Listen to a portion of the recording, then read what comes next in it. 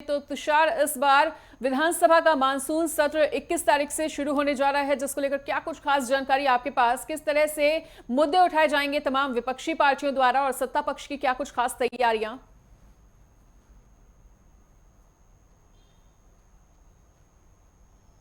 देखिए, बिल्कुल अगर बात की जाए उत्तराखंड की ग्रीष्मकालीन राजधानी गैरसैंण के भराड़ीसैंण में इस बार का जो मानसून सत्र है वो आयोजित होने जा रहा है, जिसके लिए जो शासन स्तर पर है उसका आदेश पारित हो गया है और जिसके लिए सरकार भी साफ तौर पर तैयार नज़र आ रही है। पहले से ही राज्य सरकार ने ये संकेत दिए थे कि इस बार जो मानसून सत्र होगा वो गैरसैंण में होने वाला है, क्योंकि जिस तरह से विपक्ष लगातार इसको लेकर मांग उठाया जा रही थी उनके द्वारा और इसे एक मुद्दा बनाया जा रहा था कि जो राज्य सरकार है वो कभी भी नहीं चाहेगी जो ग्रीष्मकालीन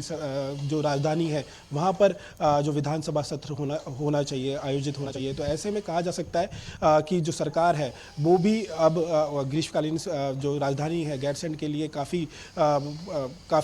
स्कोप्स के तौर पर देख रही है और आने वाले समय में देखने को मिलेगा कि जो 3 दिन का ये सत्र होने वाला है 21, 22 और 23 को, तो इसमें कई जनहित के जो मुद्दे हैं वो उठाए जाएंगे। अब तक की अगर मैं बात करूं, क्योंकि पहले से ही ऐसे संकेत राज्य सरकार द्वारा दिए जा रहे थे कि मानसून सत्र अगस्त महीने में होने वाला है, तो ऐसे में जो पक्ष और विपक्ष है उसके 500 से अधिक प्रश्न जो है वो दे दिए गए हैं विधानसभा को और इसके लेके जो देहरादून सचिवालय है उसने अपनी तैयारियां शुरू कर दी है। राज्यपाल की जो अनुमति मिलने के बाद इसकी अधिसूचना जारी हो जाएगी और जो रितु खंडूरी है विधानसभा अध्यक्ष, उन्होंने का भी साफ कहना है कि सरकार जो विधानसभा है पूरी तरह से तैयार है, सचिवालय पूरी तरह से तैयार है। राज्यपाल की जो अनुमति मिलने के बाद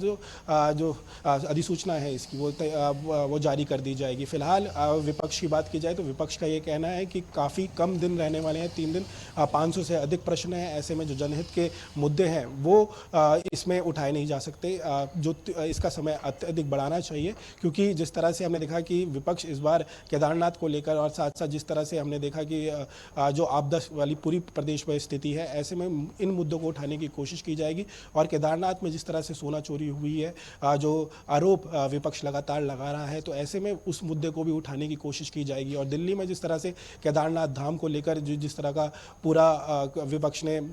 इस मुद्दे को बनाने की कोशिश की, तो कहीं ना कहीं वो विधानसभा के पटल में भी रखी जाएगी और साथ साथ जो जनहित के मुद्दे होंगे, जो विकास कार्य होंगे और साथ साथ जो विधायक पास किए जाएंगे सत्ताधारी सरकार द्वारा, वो भी इस बार देखने को मिलेंगे। तो कहीं ना कहीं कहा जा सकता है जो 3 दिन रहने वाले हैं बेहद कम रहने वाले हैं। एक दिन की अगर मैं पहले ही दिन की बात करूं तो वो कॉन्डोलेंस में जाएगा, क्योंकि केदारनाथ की जो विधायक हैं उनकी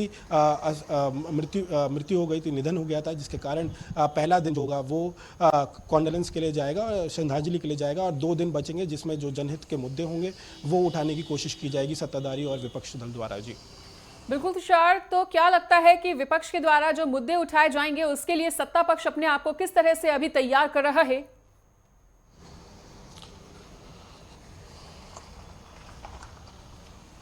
देखिए, बिल्कुल अगर बात की जाए सरकार पूरी तरह से तैयार है और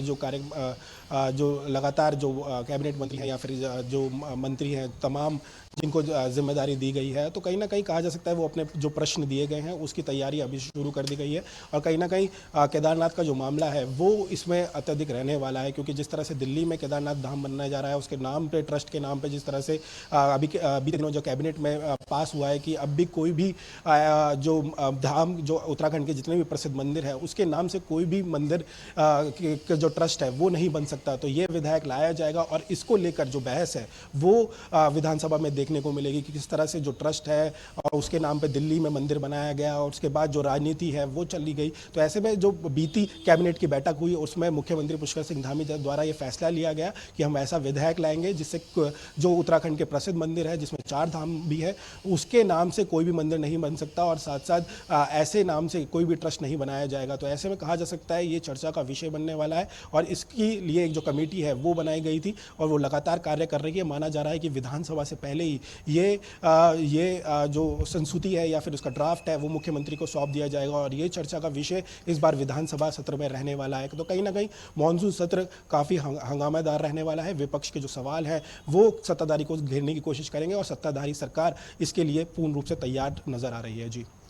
बिल्कुल तुषार, तो इस तमाम जानकारी को साझा करने के लिए आपका बहुत बहुत शुक्रिया। तो लगातार सत्ता पक्ष और विपक्ष की तैयारियां पूरी हैं। मानसून सत्र का आयोजन 3 दिवसीय रहने वाला है। 21 अगस्त से ये शुरू होगा, जो कि 23 अगस्त तक चलेगा और गैरसैंण में उत्तराखंड विधानसभा का मानसून सत्र आयोजित होगा। तो सदन के हंगामेदार होने के पूरे आसार बने हुए हैं, जिसको लेकर तमाम जानकारी साझा की हमारे सहयोगी तुषार गुप्ता ने।